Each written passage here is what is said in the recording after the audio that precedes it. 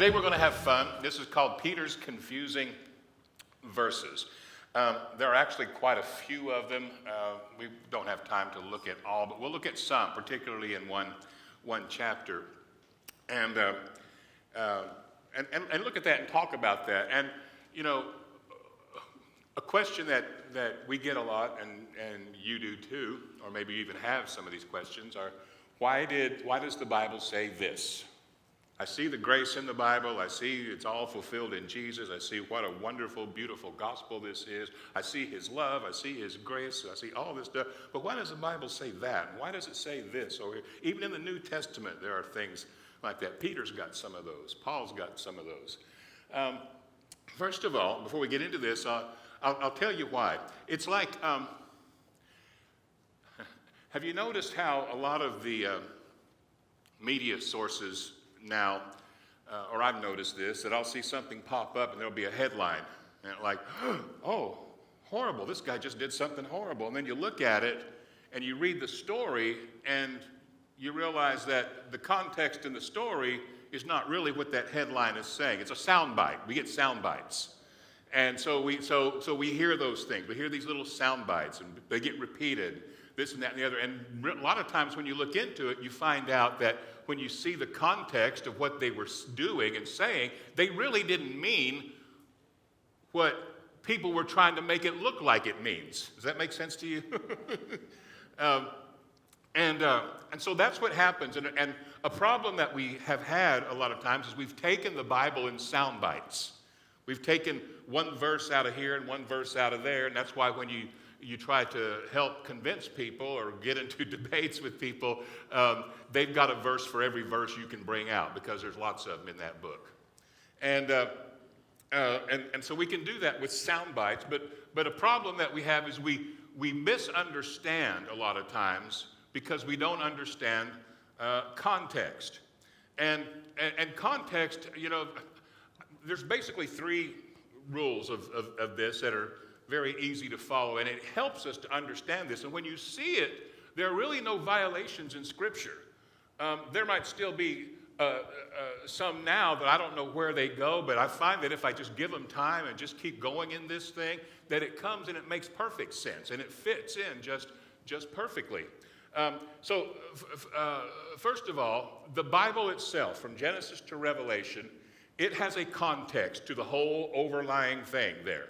Is that there is a whole story there. There is a whole story of the fall of man and God with Noah and Abraham. Then there comes the law and the prophets, and then it all culminates with Jesus in the new covenant, the plan that God had from the very beginning, his original intent. So we see, if we look over that whole context, we see the love and the dedication of God to this creation of man that he made. And we see that no matter what happened, no matter what people tried to do or how much people messed up or whatever, that God's plan was going to come to pass. Jesus was going to make it and reveal to everybody how good God was, and there would be redemption for a fallen race of beings. And then we see that in the whole story. When you see it that way, then when you get into the Leviticus, Exodus, and Deuteronomy and those kind of things, you understand that you're looking at some little details there, but there's a bigger story that's going on. Jesus said the law and the prophets, they're really talking about me.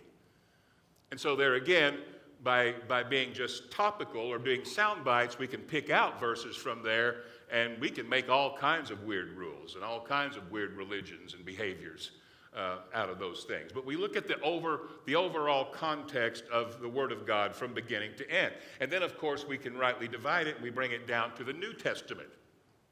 And the New Testament is this new covenant in the blood of Jesus. It is Jesus taking everything off of us, putting it upon him fulfilling everything, so there's nothing left to fulfill, absolutely nothing, no other sacrifice for sin. And that's the message that we see in the New Testament.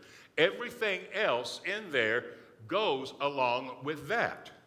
But you can find certain little statements here, and it looks like, Paul gets a little mad and he wants to castrate guys, and all that. Well, that was a soundbite there. That was one little thing. That's not a doctrine for us, right? And the reason he was so upset was there again, he was fighting for grace. And he was upset because there were some people teaching anti-grace to some churches that he had established, and he didn't like that. So he got a little bit like Paul in some of those situations. But doesn't mean that soundbite is our doctrine for life. And then, most of all, within that New Testament, which is revealing the goodness, love, and the grace of God, we have these particular books, or letters, most of them are. And when we understand context, which is who wrote it, who did he write it to, why did he write it, and when did he write it, what was going on, then all these things make perfect sense. If you take them out of that context, you can take that soundbite and make it go anywhere that you want to, and it can actually confuse people, especially when you see the grace plainly revealed in the New Testament. You say, well, why does it even in the New Testament say this here? So let's look at a few of these examples in this one particular chapter in 1 Peter chapter 4. And the first one I want to look at is verse 18. This will be a good example to start off with. Verse 18 says, now if the righteous one is scarcely saved or barely saved, the righteous, this is blood-bought believers in Jesus. If they are barely saved, where will the ungodly and sinner appear? Or, what chance do they have? Now, this is where people have gotten the idea that some of us Christians are going to make it to heaven by the skin of our teeth. This is the idea that says that some of us Christians, even though we're believers in Jesus, we better be diligent and work hard and keep on the firing line and put our nose to the grindstone and don't let up, and because we still might not make heaven. Isn't that kind of what that sounds like? If the righteous are scarcely saved or barely saved, the righteous. Boy, that puts us, once we got into Christ, that really puts us to work. Because we don't want to be those that don't make it. If the righteous are barely going to make it, and I don't feel like I've been working very hard at this, maybe I better work harder to make sure that I get into heaven. That's where those kinds of ideas come from. I heard one person in a church get up all excited, and he said, if you want to make it to heaven, it takes 100% of your work, your love, and your commitment, because 99% won't get you there. Well, that's nowhere in the Bible, but where do they get that idea? From stuff like this, that the righteous even are scarcely saved. And that goes totally against the rest of the Spirit, the assurance of God, because the work of righteousness would be confidence and assurance forever in Him. So what are we talking about here? Why did Peter say that? The righteous are barely saved. Well, he's certainly not talking about barely getting into heaven. So he's got to be talking about something else. And if you look at context there, very briefly, if I can do this very briefly, the context there was that Peter wrote this in about 64 AD, somewhere around there. And this was, persecution had been amped up all over the place. Now, it had been going on ever since Jesus. Persecution killed Jesus, killed Stephen and so many others. James, the leader of the church of Jerusalem, had recently been killed, and when the leader saw that it made a lot of people happy that he got killed, he started persecuting more Christians. And in fact, Peter and Paul themselves would die a couple of years after this letter was written, because what was going on also was, so you had persecution of Christians from Jews. We see that in the book of Acts. We see that in the Bible, that Jews were having them beaten and having them stoned, and putting all kinds of pressure on them physically.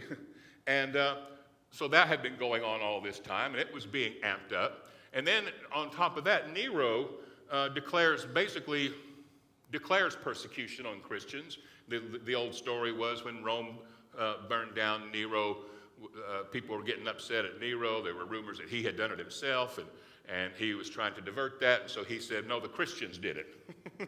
And so they were like, what, the Christians? And so they all started persecuting Christians. And so the Roman Empire, which was far and wide, you had this going on. In all these places, Christians were looked down upon by these other people of the kingdom of Rome, which extended into all these other places. And Paul wrote in 1 first chapter, first verse, he says this letter is to the diaspora, or those who have been dispersed into Bithynia, Pontus, Galatia, all these places in Asia Minor, which we call now Turkey. So they're all in this other place, but it's still the Roman Empire.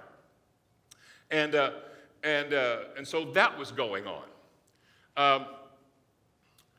And also in this time, I want to tell you this because of some things that he refers to, and we'll look at, is he says, also in this time, there was this persecution that was going on. Nero would die in about 68, but the persecution would continue to go on, and it would and the Jewish-Roman wars had started. I'm going to give you that. This was amping up problems with Rome. Now, also understand that Christians and Jews were not this totally separate thing like people see them now. Christians were a sect of Jewishness back in those days. That's what they were seen as. The Jews thought they were poisoned because they were part of Judaism, but they didn't like what they were teaching, and so they kept trying to get rid of it. But they were Jews, essentially. And they were taking in Gentile believers, and that's what was going on. But the persecution that was coming upon on the Jews, they were also seen as Jews. They were, basically. They did keep Jewish traditions in so many ways, but they just believed that Jesus was the fulfillment of what they had been looking for. So that was going on. And Jesus had told them, in Luke 21 and in Matthew 24, it says, when you see the army surrounding Jerusalem, says, then it's time to flee to the mountains. He says, go, and I hope that you're not pregnant, or I hope that you're not, whatever. He says, because I hope it's not in winter. He says, because whatever time, he says, you got to go. Well, this would happen in about 68, when Gallus would surround the city. The Christians remembered and believed the word of Jesus, and they saw these things coming. Jesus had told them, he says, this whole temple is going to be destroyed. Every stone is going to be thrown down. They said, when's that going to happen? He said, in this generation. And he says, and there's going to be wars, and there's going to be commotion and rumors of war. He says, don't be troubled, the end is not yet. And there were the Jewish-Roman wars going on, and we had John of whatever, Gilshak or something like that up in Galilee. A lot of these guys came from Galilee. That he was one of the leaders up there, and he had some great victories, and the Jews were thinking, hey, God's with us. We're about to overthrow Rome. There was another guy named Simon ben Gior, they had three different messiahs, false messiahs going on at the same time. And they're all making war with the Romans. Now the Romans are they've got more than they can handle, so they've finally come down on Jerusalem. And they're going to destroy that thing. And they did. And Jesus said that it was going to happen. And every bit of it happened in that generation. And it had begun happening when Peter wrote this letter. So let's look at 1 Peter chapter 4, and let's look at verse 1 and just kind of go through this as quickly as we can, but with being careful with it. Let me get there. Okay. I feel like I've got a lot to explain. Again, we're talking about context. Peter talks a lot about suffering. Just as a side note, this is where a lot of people get the doctrine that Christians are supposed to suffer, that this is what their life is supposed to be about. It doesn't say that at all. In fact, the suffering that they were, for instance, people they'll get sick and their body's rotting away, and they'll say, well, I'm suffering for Jesus. Well, that was never the kind of suffering that was mentioned in the Bible. All the suffering that Peter's talking about was how people are treating them, the same kind of suffering that Jesus did, how people treated him. And so they're being treated that way now. And when he talks about them scarcely being saved, he says, you're going to come through this. He says, it's going to be hard, but he's exhorting them, stay with it. He says, stay who you are. The first 2 chapters, he says these beautiful things like grace and peace multiply. He says you've received this beautiful inheritance from God. You're a chosen generation, a royal priesthood. You've trusted him as a precious cornerstone. And those who don't believe, says they stumble at these things. And he says you've got this beautiful thing. And then he says in all this suffering, he says you guys, he says don't be lawbreakers. If they're going to torment you, he says don't let it be because you're a bad person. Let them be ashamed because you're keeping all the rules. You're obeying the leaders, their leaders. He says, husbands and wives, be good to each other.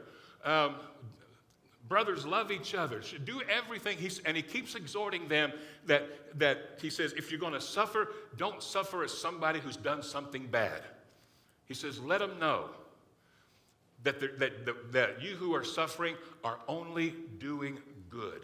And he keeps them on that. And he says, as Jesus has suffered in the flesh, verse 1, arm yourselves with the same mind, because he, Jesus, who has suffered in the flesh, has ceased from sin. And he's telling them, he says, keep yourselves from their lifestyles. Don't go into it. Don't become like them. They think it's strange that you don't act like they do. He says, but just stay who you are. Don't give them any reason to say that you're horrible people. And he says, he that has suffered in the flesh has ceased from sin. He says, stay in the spirit here. And we go on down here. He says, verse 2, he says, because he that suffered in the flesh has ceased from sin, so that he no longer should live the rest of his time in the flesh for the lust of men, but for the will of God. Because we've spent enough of our past lifetime doing what the Gentiles do when we walk in lewdness, lust, and drunkenness, revelries, drinking parties, abominable idolatries. In regard to these, they think it's strange that you don't run with them in the same flood of dissipation, speaking evil with you. Now, he's talking to these Christians that are in these other places in the Roman Empire. Understand also, there are synagogues there. I mean, the Jews have been dispersed for many years along this time. They have left Jerusalem and Judea, and they've gone to these other places. They have been persecuted over and over again in times past. And so when Paul would come to these places, there were synagogues there, and he would go to the synagogues. People would gather there. Gentiles would even gather there. They were community centers, so to speak. And that's how a lot of the Gentiles got into the church. But the Gentiles who are now not liking the Christians because of basically the state persecution upon all who called themselves Christians were being looked down upon as enemies of the kingdom of Rome. And so he said, they speak evil of you. You guys are weird. You guys are cult people. He says, you're not normal. You don't act like we do. He said, they speak evil of you. He says, verse 5, they will give an account to him who's ready to judge the living and the dead. Now, I want to point out this one because this is one that people will bring out. And they talk about this judgment and how we all give account. I want to point out something real good, and you can check this out and look at it. When he's talking about judgment, understand he's talking about works, and he's really going to refer here in a minute here to even the Christians, the house of God being judged. But the judgment, that word judgment means the distinguishing or the contrast, and what's being judged is the same thing that's being judged in your life and mine all the time, is that he judges the works. You ever get this Holy Spirit tell you that's of the flesh, that's not going to profit you? That's really not the way you want to go. And here's the way of the Spirit, and you always have this way to choose.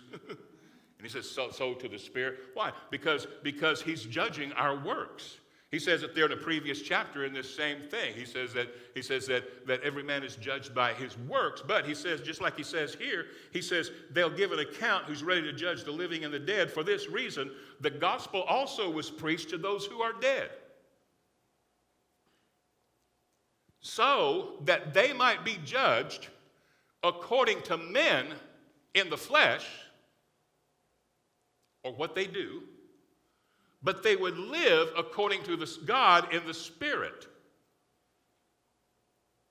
In other words, works are judged, but not the human, the person. In fact, those who had died, the gospel was preached to them so that they would see the distinguishing would be made between, listen, if you believed all that stuff, that's all flesh right here. Jesus has come. Here's the Spirit. Here's the real thing. And then people believe on him. The same thing that happens to us. The same thing that was happening to Jews that believed in the message of the apostles and Paul himself was that same way, that he lived according to the flesh, even though it was very religious. But he says it was all flesh. And he's the one that talks so much about sowing to the flesh or to the Spirit. And he says the flesh is all about the things of the outward. But if you sow to the Spirit, you reap life. And sowing to the Spirit is believing that gospel.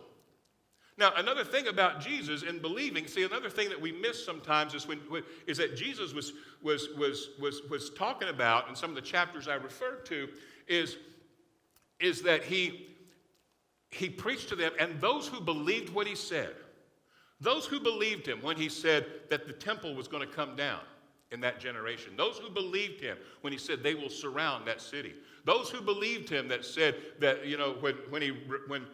when you look at the scriptures and you see that it would be burned with fire, and who believed him when they saw those signs that he gave them, they fled.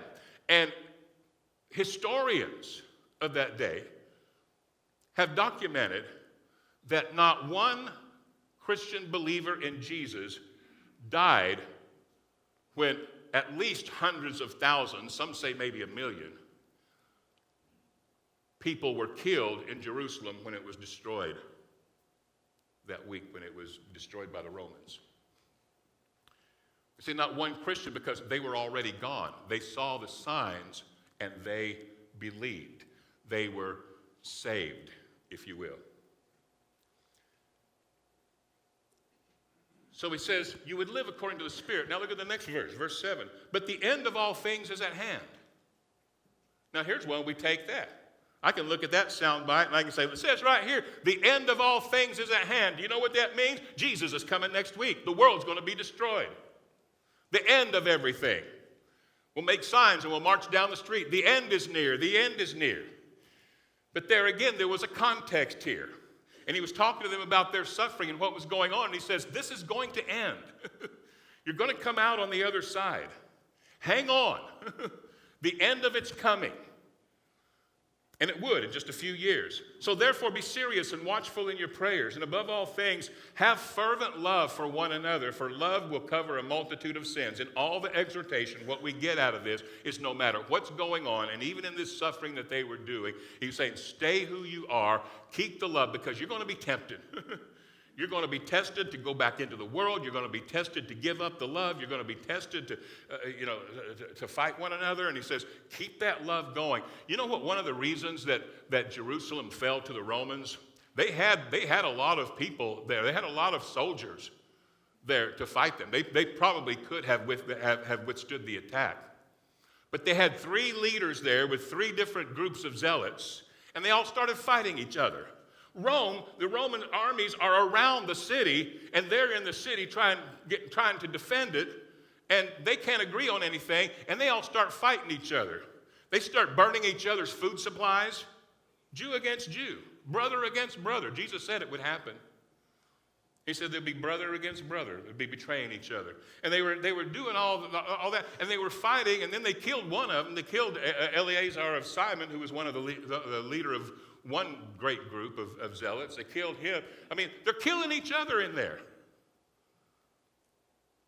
And Rome has just got them besieged from the outside.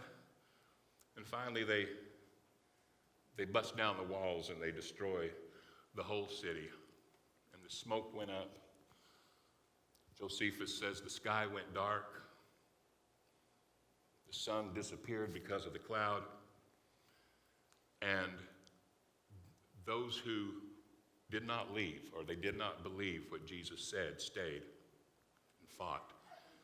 Believing, like Jesus said, you're going to hear of false Christs, false messiahs. He says, don't follow them. They will come saying, I am the one. I am he. He says, don't follow them. And you had 3 false messiahs in there. They were called messiahs by their followers. The Messiah.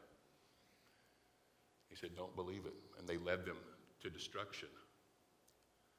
And their bodies, history says that their bodies were burned in Gehenna, the valley which was the trash dump. They couldn't bury all those hundreds and hundreds and hundreds of thousands of people, so they just dumped them all in Gehenna, which some places the Bible says the word hell, or almost every place. But they actually burned them in Gehenna, just like Jesus said would happen also. They burned the elements of the temple. In 2 Peter, he says that. He says all the elements will be dissolved with a fervent heat, and we look for a new heaven and a new earth. And to this day, none of that has been restored. The temple's not been rebuilt, nor will it ever. Jews do no longer make sacrifice. On that day, sacrifice ended. God said it would. He said he hates it. And it ended. The religion still goes on. It's synagogue, it's teaching now, rather than all the other things. Why do they not sacrifice anymore? All because of Jesus. Everything Jesus said was coming to pass, and these people believed it, and Peter was preaching it. He says, have fervent love for one another, because love will cover a multitude of sins. Be hospitable to one another without grumbling. As each one has received the gift, minister to each other. Verse 11, if anybody speaks, let it be as the oracles of God, etc., etc. Verse 12, beloved, don't think it strange concerning the fiery trial which is to try you as though some strange thing happened to you, but rejoice to the extent that you're partaking of Christ's sufferings, that when his glory is revealed, you also may be glad with exceeding joy. Now, there's this big conflict going on. There's this thing that Paul had to deal with a whole lot, this Judaism and so on. In Hebrews, he's dealing with people that were thinking of going back into it and all that. And he says, don't go back. Says Jesus has come. There is no more sacrifice for sin. And they were dealing with this so much. And finally, what we would see at that time was everything that they had relied on would be destroyed, and it would make that distinguishing. Jesus said it was coming. It was just going to come. It was going to be God. He had prophesied it through the Old Testament. He said the day of the Lord will come burning like an oven. The day's going to be a day of destruction. And it was. And Jesus kept warning them of it. And he sat on the hill one time, and he looked over the town. He said, Jerusalem, I tried. I wanted to gather you to myself. You wouldn't come to me. And he cried over them. He said, it's going to be worse for you, Jerusalem, than Sodom and Gomorrah. This is coming. But he was giving everybody a chance, and he was warning, and everybody that believed in him was spared. The righteous were saved. When that happened, that became the end of what that religious stronghold had been up to that time. That became the sign of the end of that age, as they said in Matthew 24. When Jesus said, this whole thing's coming down, they said, when will these things be? And what will be the sign of the end of the age? And that was what they were looking for.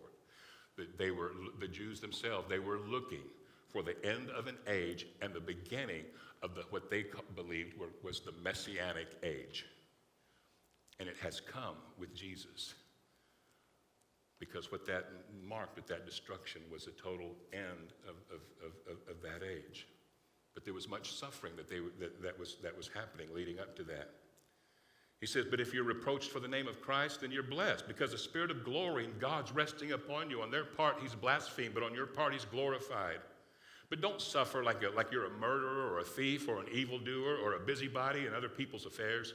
Yet if anybody suffers as a Christian, don't be ashamed, but let him glorify God in this matter, because the time has come for judgment to begin at the house of God. And if it begins with us first, what will the end of those who do not be the end of those who do not obey the gospel of God? Was there some kind of condemnation coming down upon the Christians and all that? No, there was a distinguishing, and he's making this the whole time. Let the judgment of your works be done. He keeps exhorting them to work to live after the Spirit, live after Christ, stay in that. If the righteous one is scarcely saved, where will the ungodly and the sinner appear? In other words, if it's hard for you, but you're coming out, where will the ungodly, where's their hope? You know, let's go ahead and take it into where things we deal with day to day. When you're dealing with something hard, Let's say it is a physical ailment. Let's say it's whatever. It can be all kinds of things, right? When you're dealing with that, aren't you glad that you know Jesus? I know when I went through the hardest thing of my life and losing someone I love very much, as I came through that in the days ahead, I would get up and speak and I would tell people, really, said, don't feel sorry for me. I feel sorry for those who don't know him, that don't know Jesus in these things. Because he truly was the comfort, the counsel. He was the friend. He was the everything. He is our secret power. He is the thing that causes us to rise up. He's the thing that makes us different. We rise and shine. There is a distinguishing. There is a difference that happens. I've got a close relative that is going through the same thing that I went through or experienced the same situation. And it's been quite a long time and they can't get through it. And I'm telling this relative, I said, I just wish you knew more about faith in God because this would help you so much. I just wish you could understand. But he doesn't get it. It's just like, well, I just wish God would just, make it all better. You need God to keep you in those times. And it keeps you from being bitter. It keeps you from being lost. He's telling these people, he says, you've got something to rely on. He says, and if anybody suffers according to the will of God, let them commit their souls to him as if he's a faithful creator. So in all these things, what we see is this, that first of all, Paul's not telling us that we have to keep working hard. Peter's not telling us that we have to keep working hard so we can be saved. His context was a certain thing. They were suffering a particular thing that, frankly, we don't really suffer here. Some nations do suffer similar things, but we really don't. What we suffer mostly is people call us names. What do? Usually we get up and we fight and we call them names back. Peter would say to us, if he was writing to our situation, don't do that. Keep your love, keep your peace. Let them see a difference between you and them, right? That's a good word for us in this day. Let's don't return evil for evil. Let's don't be the mirror image of those who oppose us because we're looking at another kingdom here. And this is what we're relying on. And this whole thing that he promised, he says we're looking for a new heaven, a new earth wherein righteousness stands. And that came in Jesus. And that really, marked a big breakthrough when all that other stuff was removed and all that was really left was just, it was Jesus. It's like Moses and Elijah, they disappeared and God says, now here's my son, listen to him. And so we have that in this day. And he says, and if it's hard for you, and I know it's hard. People tell me, it's hard. It's hard to not even get pulled back out into that world and get down in the mud with these people and wrestle and struggle with them. Well, this letter could say a lot of things to us too, and say, let's stay who we are. Let's stay who we are, and let's let our light shine. And that's why he says, he says, brothers, love each other. He says, wives, submit to your own husbands as husbands. Honor your wives. It goes both ways here. He says, masters, be good to your workers. His workers, be good to those that are masters. He says, honor the leaders, honor the cops, all of them. He says, live a life of another kingdom here because you're different. And this kingdom is where righteousness dwells. And what we have in all of our troubles that are going on and all of the suffering that people experience and all the hardship and all the ugliness and all the mess, and it's nothing new, it's always been going on. They've got a lot of ugliness going on back in this time for sure. Political, military, and name-calling and everything else. They've got all that going on. But in all these things, Peter would exhort us to say, stay who you are. Jesus said, now remember. He says, in fact, let me say it this way. Peter says, as Jesus was willing to suffer in the flesh, arm yourself with the same minds. Because if you will, you'll cease from sin. You won't get pulled over into that and be just like them. He says, when he was reviled, he didn't answer again. Why? Because Jesus knew that he wasn't fighting for the world's kingdom. My kingdom is not of this world. And he would establish his kingdom, and he has. He planted it as a seed. And his kingdom has come, and of the increase of it, isn't this good news? The increase of it, there will be no end. And of the increase of peace, there will be no end. Isaiah 9. And that increase of peace happens first of all in me and you. I'm telling you, I'm excited because I'm seeing the body of Christ in the days ahead. And we've been living by sound bites. We're getting the revelation of Christ. And peace is in planet Earth, and it's in our hearts. And the kingdom has been planted, and it has been established in the earth, and it's not going away. And it's going to increase, and we get to be a part of that.